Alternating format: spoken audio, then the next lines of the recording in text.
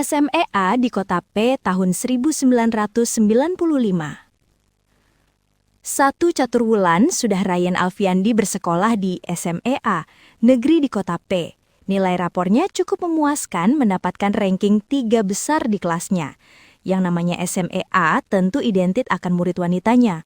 Bahkan di kelas jurusan manajemen bisnis yang dipilih Ryan pun masih dinominasi murid wanita.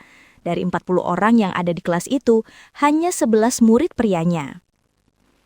Sebagai murid yang berasal dari desa, Ryan boleh dikatakan sangat polos dan cenderung pendiam. Ia bahkan tak mengerti akan pacaran yang biasa dilakukan orang-orang seusianya di kota itu. Tujuannya melanjutkan sekolah ke kota memang benar-benar untuk menuntut ilmu sebagaimana yang telah diamanatkan kedua orang tuanya di desa. Meskipun tak jarang dari para murid wanita yang ada di sekolah itu berusaha mendekatinya, karena Ryan memang berwajah tampan serta memiliki postur tubuh yang ideal sebagai seorang pria. Baginya, pengalaman cinta monyet sewaktu masih duduk di SMP sudah cukup membuatnya mengerti akan arti pacaran ataupun dekat dengan lawan jenisnya. Meskipun itu hanya tersalurkan melalui selembar surat yang saling berbalas-balasan, karena itu belum ada handphone, apalagi secanggih Android yang bisa berkomunikasi dengan berbagai fitur dan aplikasi di dalamnya seperti masa sekarang ini. Memasuki caturwulan kedua, sikap Ryan masih sama seperti semula ia masuk di sekolah itu. Meskipun duduk di kelas berdampingan dengan wanita, namun tak pernah terlintas di pikirannya untuk bermain perasaan. Baginya, baik wanita yang duduk di sebelah ataupun duduk berjarak dengannya di dalam kelas itu, semua ia anggap sebagai teman biasa saja. Sampai suatu ketika, ia mengenal Desi, seorang siswi di sekolah itu namun berbeda jurusan dengannya.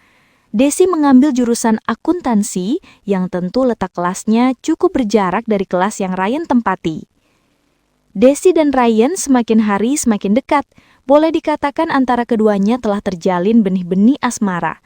Namun yang mengherankan, meskipun mereka pacaran, tak pernah sekalipun Ryan dan Desi jalan saat jam di luar sekolah ataupun hari libur. Mata pelajaran di kelas Ryan saat itu bisnis dan hukum perdata dagang, dan itu merupakan mata pelajaran terakhir sebelum para murid di kelas itu pulang. Siang itu, Lani teman semeja Ryan tidak masuk sekolah, dikarenakan izin untuk menjenguk salah seorang saudaranya di rumah sakit yang mengalami kecelakaan. Saat semua murid di kelas itu tengah fokus mencatat tulisan yang diminta guru bidang studi bisnis dan hukum perdata dagang itu untuk menyalin dengan menyuruh salah seorang murid mencatatkannya di papan tulis, tiba-tiba Bu Dola duduk di sebelah Ryan. Tentu saja hal itu membuat Ryan kaget dan terlihat sungkan. "Kamu salah seorang murid yang berprestasi di SMEA ini. Kalau boleh Ibu tahu, apa keseharianmu di rumah selalu rajin membaca?" tanya Bu Dola. "Enggak, Bu. Aku hanya membaca buku jika jam istirahat saja di perpustakaan sekolah," jawab Ryan lalu kembali meneruskan catatannya. "Di sini kamu tinggal dengan orang tuamu?" tanya Bu Dola lagi. "Aku tinggal sendiri, Bu. Ngekos cukup jauh dari gedung sekolah ini. Namun sekali naik angkot saja kok." "Oh begitu. Jadi orang tuamu nggak berada di kota ini. Apa kegiatanmu setelah pulang dari sekolah? Apa kamu bekerja?" Rentetan pertanyaan dilontar Bu Dola pada Ryan.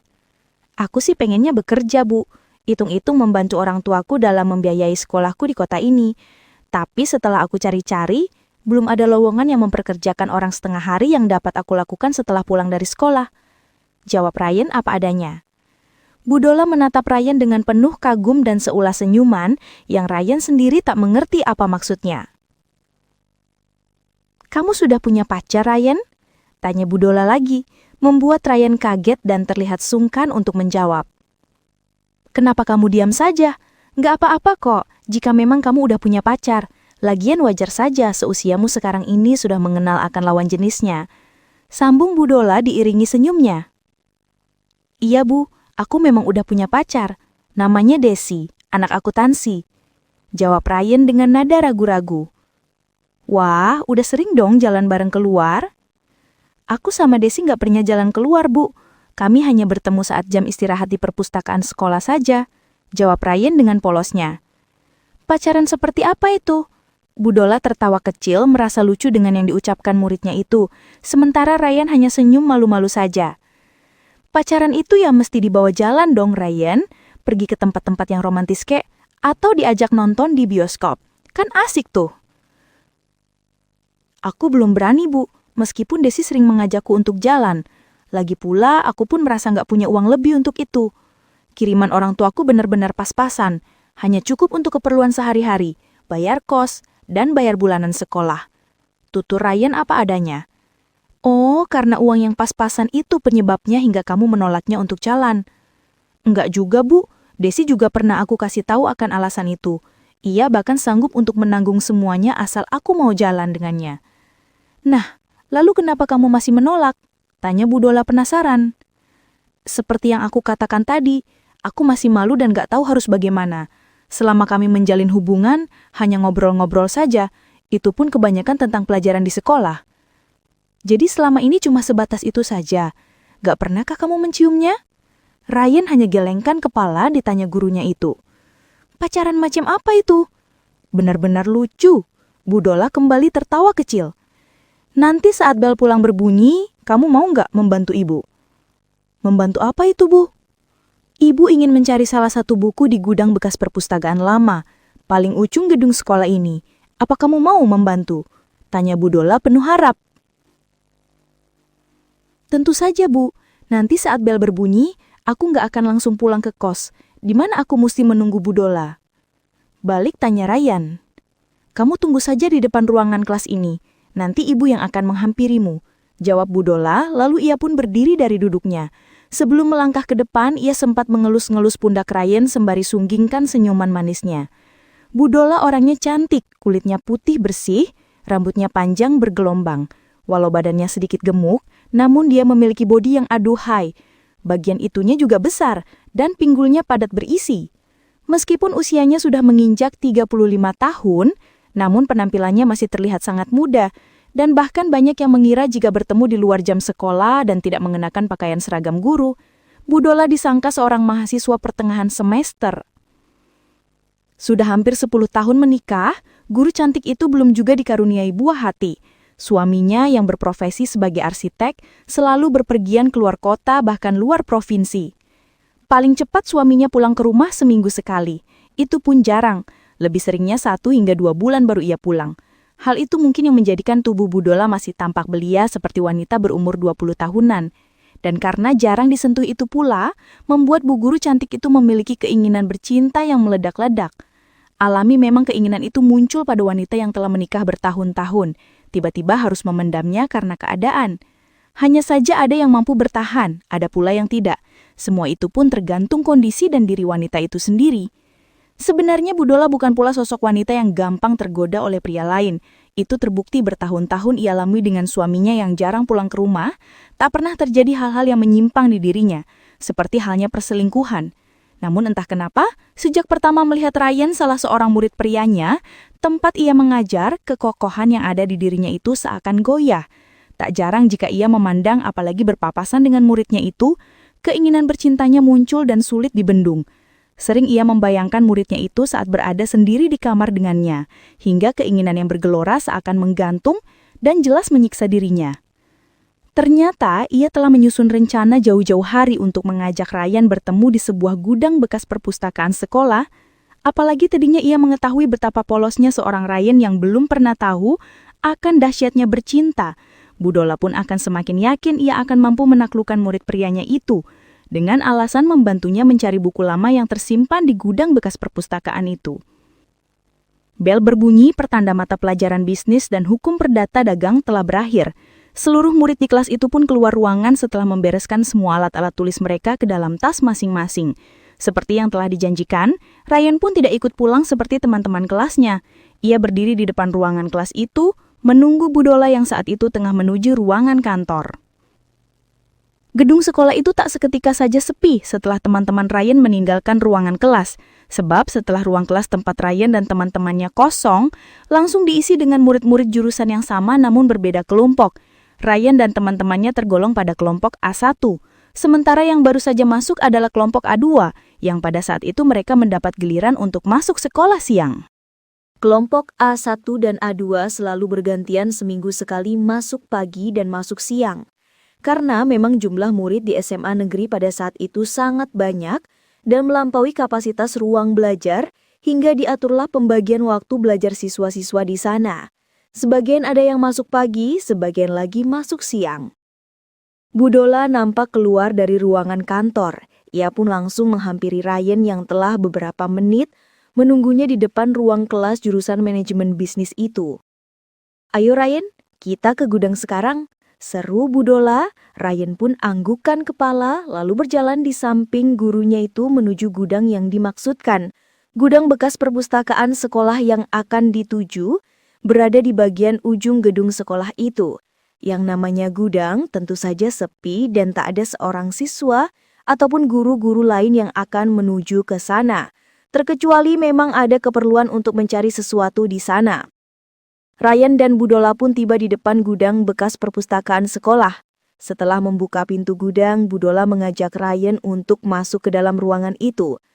Lampu pun dinyalakan, tampaklah tumpukan buku-buku usang yang sebagian berserakan di lantai, sebagian lagi tersusun di rak buku. Memang tak dijumpai seorang pun di sana selain mereka berdua. Di sebuah meja panjang lengkap dengan kursinya, Ryan dan Bu Dola pun duduk sejenak. "Kira-kira buku apa yang akan kita cari di gudang ini, Bu?" tanya Ryan mengawali percakapan mereka di bangku panjang tempat mereka duduk. "Siapa bilang mau cari buku?" jawab Bu Dola diiringi senyumnya menggoda. "Lalu kita kesini mau ngapain, Bu? Tadi Ibu bilang di kelas minta dibantuin mencari buku," ujar Ryan heran. "Ibu sebenarnya mengajakmu ke sini bukan untuk mencari buku, melainkan ingin ngajarin kamu," ulas Bu Dola kembali tersenyum. "Loh, tadi bukannya kita udah belajar di kelas, Bu?" Bu Dola hanya senyum saja. Lalu ia merapatkan tubuhnya membuat Ryan semakin heran. "Aku akan mengajarimu bagaimana cara pacaran yang sebenarnya," ujar Bu Dola setengah berbisik di telinga muridnya itu. Ryan yang memang belum mengerti maksud dari bisikan bu guru cantik memiliki bodi aduhai itu, hanya diam saja sambil memandang wajah gurunya yang selalu tersenyum. Tak berselang lama Bu Dola pun makin rapat hingga tatapan mereka begitu dekatnya. Hal yang pertama Ryan rasakan adalah sentuhan Bu Dola hingga wajah mereka sangat dekat. Sebuah kecupan mendarat di belahan bibir laki-laki yang lugu itu. Ryan kaget tapi tak berani bertindak apa-apa, selain diam dengan sejuta tanya dalam hati akan sikap wanita cantik di sampingnya itu. Guru bidang studi bisnis dan hukum perdata dagang itu mengajarkan berbagai macam gerakan dan sentuhan pada Ryan, hingga berhubungan antara keduanya pun terjadi di meja panjang di gudang bekas perpustakaan sekolah itu. Ryan tak mempedulikan saat Bu Dola memintanya untuk berhenti sejenak, bahkan seperti orang yang kerasukan saja. Ryan terus melanjutkan gerakannya. Lama-kelamaan Bu Dola pun kembali merespon dengan mengimbangi setiap gerakan yang dilakukan Ryan. Keringat mereka pun tampak mengucur deras, hingga akhirnya mereka pun sama-sama terkulai lemas. "Ryan sayang, kamu benar-benar luar biasa," bisik Bu Dola. Ia mengecop penuh kasih kening Ryan, kemudian memeluknya dengan erat. Meskipun gudang tua bekas perpustakaan sekolah yang telah lama tidak pernah dipakai atau dikunjungi, namun toilet yang terletak di bagian belakang ruangan itu masih berfungsi dengan baik, hingga baik Ryan maupun Bu Dola bisa membersihkan diri mereka dari noda keringat, hingga noda lainnya yang sebagian merembes mengenai keduanya. Bagi Ryan ini adalah pengalaman pertama dengan lawan jenisnya. Boleh dikatakan saat itu mahkota rajanya telah direnggut oleh Bu Dola gurunya sendiri. Tak pernah terbayangkan akan terjadi hal itu dirinya. Bu Dola bukan saja telah mengajarkannya akan mata pelajaran bisnis dan hukum perdata dagang, melainkan juga mengajarinya cara bercinta dengan sensasi yang tiada tara. Setelah membersihkan diri di toilet, mereka pun keluar dari gudang bekas perpustakaan sekolah itu. Bu Dola kemudian mengajak Ryan menuju mobilnya, Mitsubishi Lancer GTI yang sangat tren di tahun 1995 itu. Mobil jenis sedan itu pun meluncur meninggalkan tempat parkiran yang terletak di samping gedung sekolah itu. Tak ada seorang pun yang curiga akan hal yang telah mereka lakukan, hingga mereka di dalam satu mobil pun merupakan hal yang wajar saja antara murid dan guru di masa itu. "Kita mau kemana lagi, Bu?" tanya Ryan duduk di samping Bu Dola yang tengah mengendalikan kemudi. "Ya, mengantar kamu pulang ke kos lah," jawab Bu Dola diiringi senyumnya. "Oh, kirain mau diajak kemana lagi," ujar Ryan balas tersenyum. "Terima kasih ya sayang, kamu sudah memberikan kepuasan yang takkan pernah aku lupakan," ucap Bu Dola. Ya, sama-sama Bu.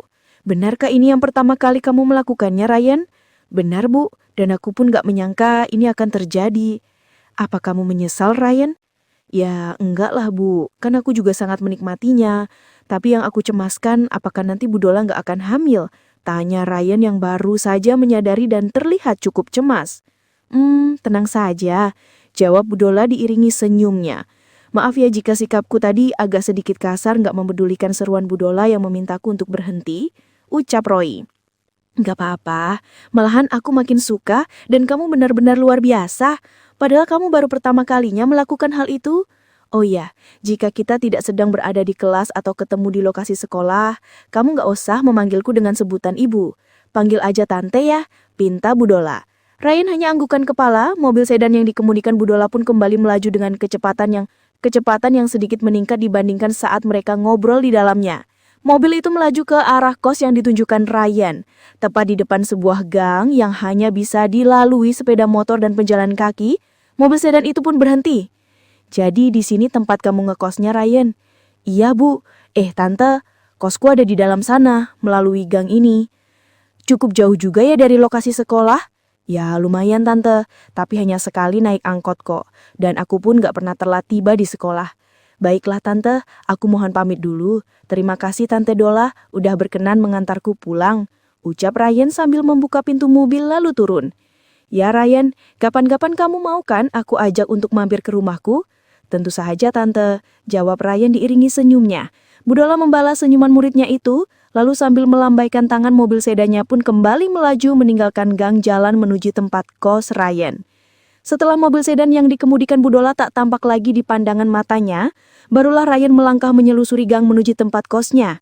Sambil berjalan, Ryan merenungi dengan semuanya yang baru saja terjadi, dan ia alami, ada rasa tak percaya karena hal itu ia lakukan dengan gurunya sendiri.